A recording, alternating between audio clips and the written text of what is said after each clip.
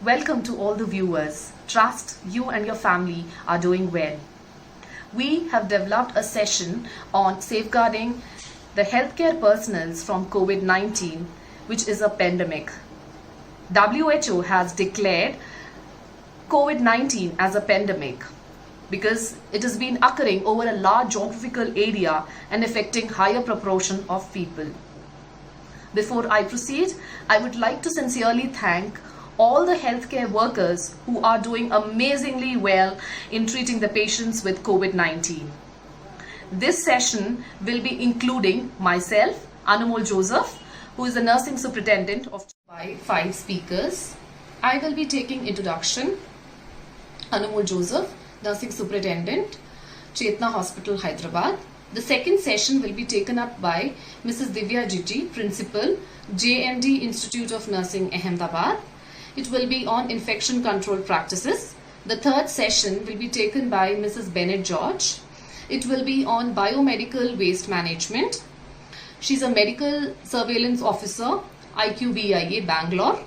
The fourth session will be taken by Mrs. Mary Sebastian on the mental health perspectives of corona on the public.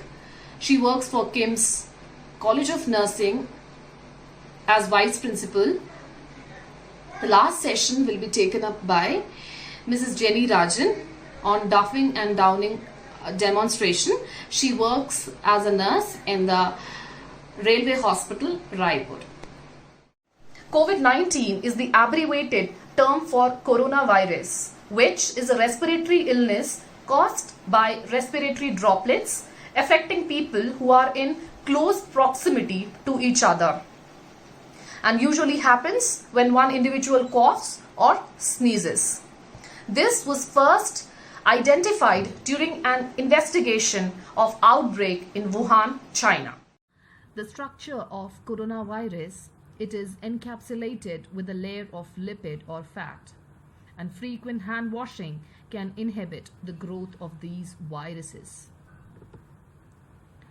Quarantine or isolation are two terms which we hear often, and there's a thin line of difference between the two. Quarantine refers to separation of individuals who are not yet sick but have been exposed to COVID-19. For example, traveling from a place which already has corona cases. Isolation refers to separation of individuals who are sick and are suspected or confirmed of COVID-19. The mode of transmission.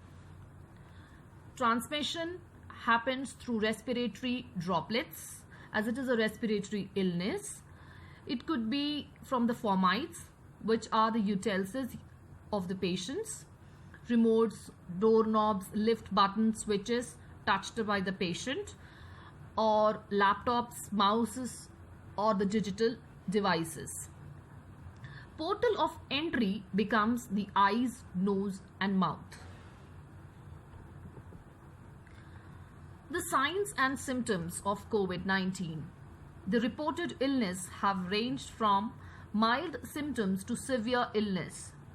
Symptoms may appear 2 to 14 days after exposure. Up to 80% of the people infected recover without the need to seek medical treatment. The common symptoms include fever, fatigue, dry cough. Along with that, other symptoms may also be prevalent, like aches and pains, running nose, sore throat, shortness of breath, and diarrhea. The diagnostic test used to confirm this illness is nasopharyngeal swab and oropharyngeal swab. Oropharyngeal swab is not commonly used. Nasopharyngeal swab is used. Here, immediately the swab is inserted over the pharynx and it is put in a vial containing vial of viral transport medium and transported in the cold chain at 2 to 8 degrees Celsius. Then there's a 3-layer pack by which it is transported within 72 hours and the result is obtained in 48 hours. There are a lot of myths that we come across daily, the do's and don'ts of doing certain things during corona to prevent it. Let's go through them one by one. The first myth that we are hearing is about the popularity of hydroxychloroquine, which is leading to the cure of COVID-19. As per WHO, there are no drugs licensed for the treatment or prevention of COVID.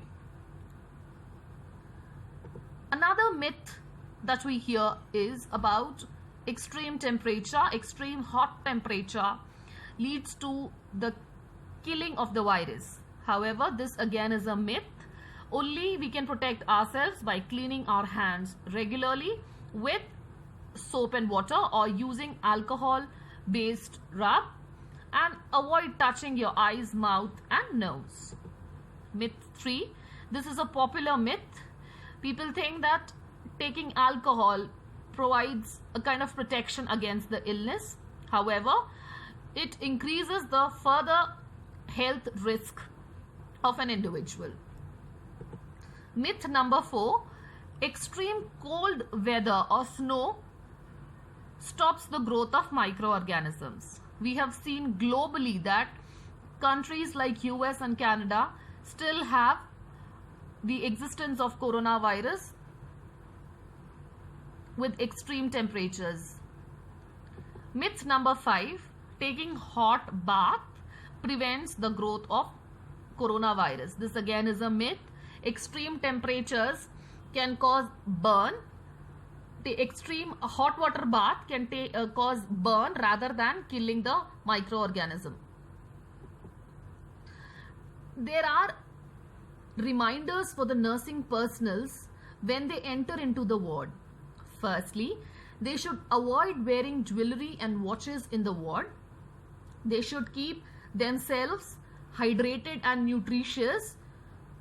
They should the number of visitors in the hospital should be restricted. Mobile phones should also be not used, but if it is inevitable, it can be put in Ziploc pouches and removed after leaving the ward. This is what we do.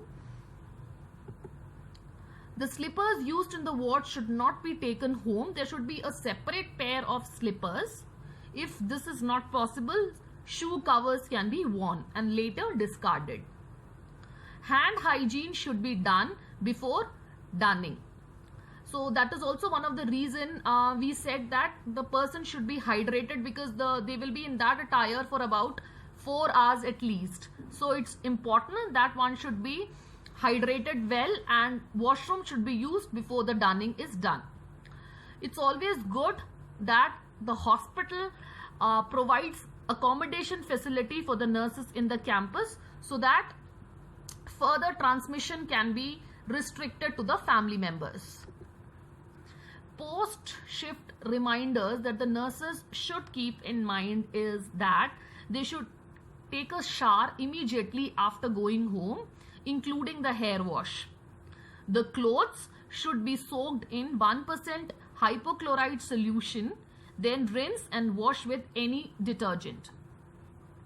Also, preferably use a footwear for ward and traveling back home, or else a shoe cover can be used, and put the shoes outside the home. Don't carry the shoes inside your home. Ensure that you eat and sleep well. As we are in the era of social distancing, what we can do here when the nurse is away from the family members is to talk to the family to overcome the feelings of isolation, and it also promotes psychological well-being. Alcohol should be avoided. Elevating stress through the stress management techniques like yoga, deep breathing exercises or soft music is proved to be beneficial. Also, we get often panic when we hear the news which is relating to the death happening because of COVID. Always rely on authentic information like WHO, Ministry of Health and Family Welfare, and CDC. Nurse leaders have to ensure that the staff is protected, the staff is safe. Probably they can ask how the staff is, inquire about their well-being. That itself keeps the staff happy. So going to the further points, post signages on the door indicating that the space is an isolation area has to be put so that there is not, the unwanted movement can be restricted. Remove all non-essential furnitures and ensure that the remaining furniture is easy to clean and does not conceal or retain dirt or moisture within or around it. So the harboring of microorganisms can be prevented. COVID-19 patients should be housed in single rooms. As much as possible, we should confine them to a single room. Preferably, the isolation wards should have separate entry, exit, and should not be co-located with the post-surgical wards, dialysis unit, SNCU, labor, etc. As these areas, there is vulnerability to catch infection. There should be a double door entry with changing room and nurses station. Enough PPEs should be available in the changing room with waste disposable bins to collect used PPEs. Used PPEs should be disposed as per the biomedical waste management guidelines. Also, stock the PPE supplies and linen outside the isolation room or area. Example, the change room. Set up a trolley outside the door to hold the PPEs. A checklist may be useful to ensure that all the equipment is available. Place appropriate waste bags in a bin. If possible, use touch-free bins. Ensure that the used, that is dirty bins, remain inside the isolation rooms. Place a puncture-proof container for sharps disposal inside the isolation room area, and biomedical waste should be managed as per the guidelines. So we will be having a detailed session on biomedical waste management in the consecutive slides. Keep the patient's personal belongings to minimum. Keep water pitchers and cups, tissue wipes, all these items necessary for attending to personal hygiene within the patient's reach. Non-critical patient care equipments, examples stethoscope, thermometer, blood pressure cuff and BP machine, should be dedicated for the patient if possible. Any patient care equipments that is required for use by other patients should be thoroughly cleaned and disinfected before use. Ensure that appropriate hand washing facilities and hand hygiene supplies are available. Stock the sink area with suitable supplies for hand washing and with alcohol based hand rub near the point of care and the room door. Ensure adequate room ventilation. If room is air conditioned, ensure 12 air changes are filtering of exhaust air. A negative pressure in isolation room is desirable for patients requiring aerosolization procedures like intubation, suction and nebulization. These rooms may have standalone air condition rather than centralized air conditioning. If air conditioning is not available, negative pressure could be created through putting up 3-4 exhaust fans driving air out of the room. If that is also not possible, we can just close the room. The rooms should be always closed where the patient is residing. Ensure regular cleaning and proper disinfection of common areas and adequate hand hygiene by patients, visitors and caregivers. But again, we have to restrict the visitors. Keep adequate equipments required for cleaning or disinfection outside the isolation room and ensure scrupulous daily cleaning of the isolation room or area. those people involved in cleaning and disinfection should be provided PPEs as well. Set up a telephone or other method of communication in the isolation room or area to enable patients, family members or visitors to communicate with the healthcare workers.